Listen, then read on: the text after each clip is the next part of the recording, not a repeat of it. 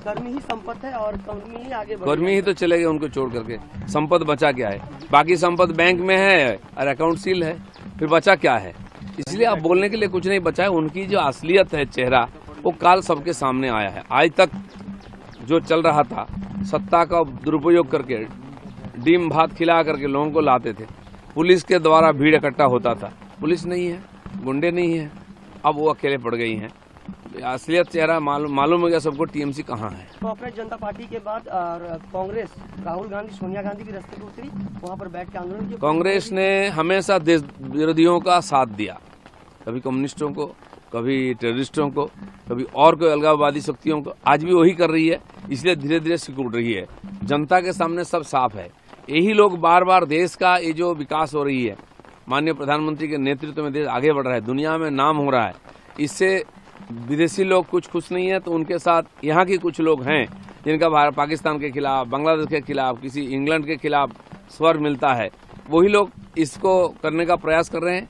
इसको श्रीलंका, बांग्लादेश या भूटान, नेपाल बनाने का जो साजिश हो रही, वो भूलना चाहिए। उनको याद रखना चाहिए कि हिंदुस्तान है, यहाँ की जनता देश के खिलाफ कुछ ना करने देगा ना करेगा। মমতা বন্দ্যোপাধ্যায় কাল দাবি করলেন যে ঋতব্রতর শিবিরে নেতারা ছিল, কিন্তু কর্মীরা দলে তারা আমার সঙ্গেই ছিলেন কাল। দেখুন, কার সঙ্গে কে ছিল কাল সবাই দেখেছে, সেজন্য ওনারা শহীদ তর্পণ করেছেন। তাই নিয়ে কম্পিটিশনের কোনো দরকার নেই। শহীদকে শ্রদ্ধাঞ্জলি দেওয়া সবাই দিতে পারে। এই নিয়ে একদিন যে রাজনৈতিক শক্তি প্রদর্শন হতো, সেটা বন্ধ হয়েছে, এটা আমরা খুশি। সারা পশ্চিমবাংলার লোক এই ঘটনায় দুঃখী। সবার মনে শ্রদ্ধা আছে আর শহীদদের প্রতি। বিধানসভা থেকে মাননীয় স্পিকার 2 ঘন্টা ছুটি দিয়েছেন অনুষ্ঠানের জন্য। তারপরে ওদের প্রতিনিধিরা বিধানসভায় কেউ ফিরে যাননি। যারা করেছেন ঠিক আছে, মানুষ সব বুঝে গেছে। একাধিক জায়গা থেকে এরকম ছবি উঠে এসছে, ভিডিও, যেখানে শহীদ দিবসে যাওয়া কি কংগ্রেস বলুন কি তৃণমূল বলুন, সেই সমস্ত কর্মীদেরকে বাসে উঠে বা বাস থেকে নামিয়ে তাদেরকে বেধড়ক মারধর করা হচ্ছে। অভিযোগ, সবকটা অভিযোগ বিজেপি। আমার তো জানা নেই বিজেপি কোথাও কাউকে আটকে জবাব মেরেছে বলে। এইসব মিথ্যা কথা বলে নিজেদের দুর্বলতাকে ঢাকা দেওয়ার চেষ্টা করছেন। আপনারা করেছেন, সরকার সহযোগিতা করেছে। লোক যদি আপনাদের সঙ্গে না থাকে, না আসে, তার জন্য বিজেপি দায়ী নয়। আসল আপনাদের কতটা শক্তি সেটা আজকে বোঝা যাচ্ছে। একদিন তো শক্তি লাগিয়ে ডিম ভাতের লোভ দেখিয়ে নিয়ে আসতেন লোককে, এখন আর লোকে যাচ্ছে না। বন্দ্যোপাধ্যায় কালকে প্রচুর বড় বড় কথা বলেছেন এবং তিনি এবং মমতা বন্দ্যোপাধ্যায় আপনার নাম করে, অভিষেক বন্দ্যোপাধ্যায় তো আপনার নাম কোট করেছেন, করে বলেছেন দিন পাল্টাতে খুব বেশি দেরি নেই, আপনারা যেন সাবধান হয়ে যান। দিন পাল্টেছে বলেই তো এই দিনটা দেখতে হলো। এই পরিবর্তনের জন্য পশ্চিমবাংলার লোক 15 বছর অপেক্ষা করেছে।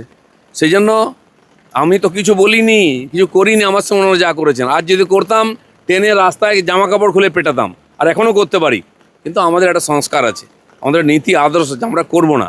বড় বড় ডায়লগ মারার আগে একবার যান ডায়মন্ড ঘুরে আসুন।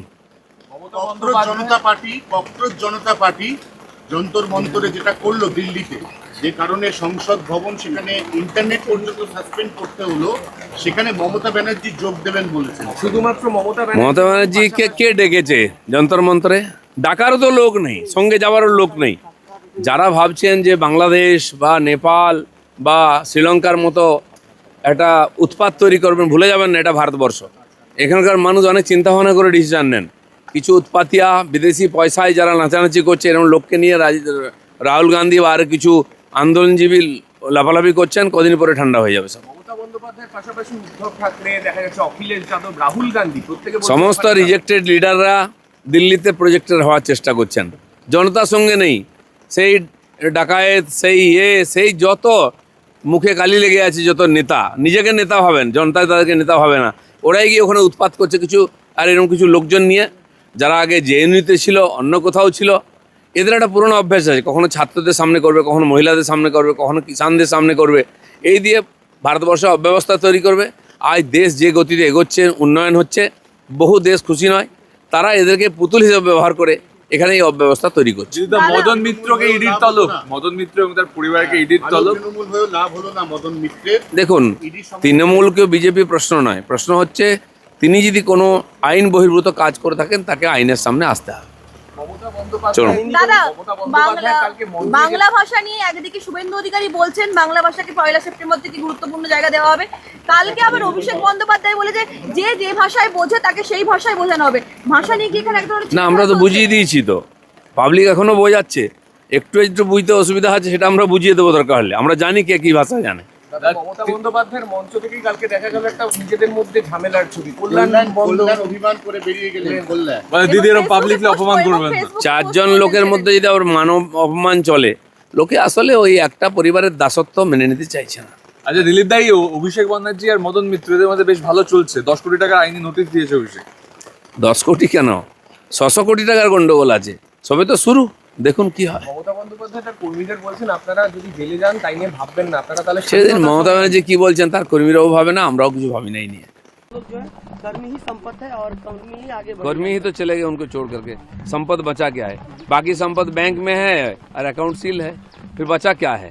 इसलिए आप बोलने के लिए कुछ नहीं बचा है। उनकी जो असलियत है, चेहरा, वो काल सबके सामने आया है। आज तक जो चल रहा था, सत्ता का दुरुपयोग करके डीम भात खिला करके लोगों को लाते थे, पुलिस के द्वारा भीड़ इकट्ठा होता था, पुलिस नहीं है, गुंडे नहीं है, अब वो अकेले पड़ गई हैं।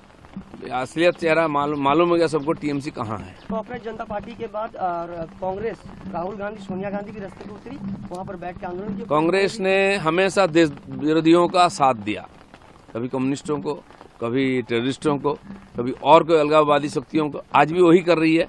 इसलिए धीरे धीरे सिकुड़ रही है, जनता के सामने सब साफ है।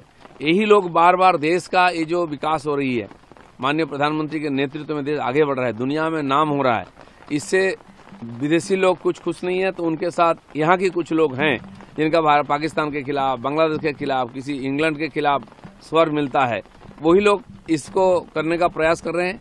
इसको श्रीलंका, बांग्लादेश या भूटान, नेपाल बनाने का जो साजिश हो रही, वो भूलना चाहिए। उनको याद रखना चाहिए कि हिंदुस्तान है, यहाँ की जनता देश के खिलाफ कुछ ना करने देगा ना करेगा। মমতা বন্দ্যোপাধ্যায় কাল দাবি করলেন যে ঋতব্রতর শিবিরে নেতারা ছিল, কিন্তু কর্মীরা দলে তারা আমার সঙ্গেই ছিলেন কাল। দেখুন কার সঙ্গে কে ছিল কাল সবাই দেখেছে, সেজন্য ওনারা শহীদ তর্পণ করেছেন, তাই নিয়ে কম্পিটিশনের কোনো দরকার নেই। শহীদকে শ্রদ্ধাঞ্জলি দেওয়া সবাই দিতে পারে। এই নিয়ে একদিন যে রাজনৈতিক শক্তি প্রদর্শন হতো সেটা বন্ধ হয়েছে, এটা আমরা খুশি। সারা পশ্চিমবাংলার লোক এই ঘটনায় দুঃখী, সবার মনে শ্রদ্ধা আছে আর শহীদদের প্রতি। বিধানসভা থেকে মাননীয় স্পিকার 2 ঘন্টা ছুটি দিয়েছেন অনুষ্ঠানের জন্য, তারপরে ওদের প্রতিনিধিরা বিধানসভায় কেউ ফিরে যাননি। যারা করেছেন ঠিক আছে, মানুষ সব বুঝে গেছে। একাধিক জায়গা থেকে এরকম ছবি উঠে এসছে, ভিডিও, যেখানে শহীদ দিবসে যাওয়া কি কংগ্রেস বলুন কি তৃণমূল বলুন, সেই সমস্ত কর্মীদেরকে বাসে উঠে বা বাস থেকে নামিয়ে তাদেরকে বেধড়ক মারধর করা হচ্ছে। অভিযোগ, সবকটা অভিযোগ বিজেপি। আমার তো জানা নেই বিজেপি কোথাও কাউকে আটকে যাওয়া মেরেছে বলে।